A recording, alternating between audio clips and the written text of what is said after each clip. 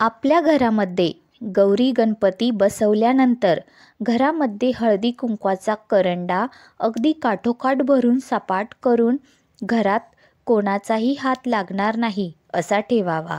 आपल्या घरामध्ये गौरी गणपतीचे पूजन केल्याचे फळ म्हणून गौरी स्वतःच्या हाताने स्वतःला हळदी व कुंकू लावून जातात, हे खरे आहे.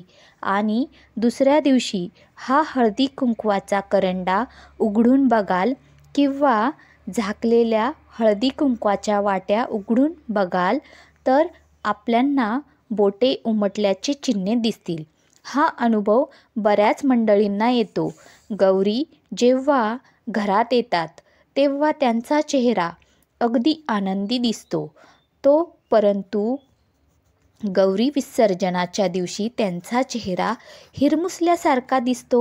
असे का?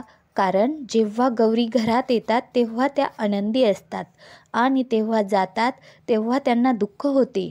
त्याचबरोबर गौरी ज्या घरात बसवल्या जातात त्या घरातील एका स्त्रीचा चेहरा व गौरीचा चेहरा यात बरंचसं साम्य दिसून येतं. तर हा पारंपरिक अनुभव आहे.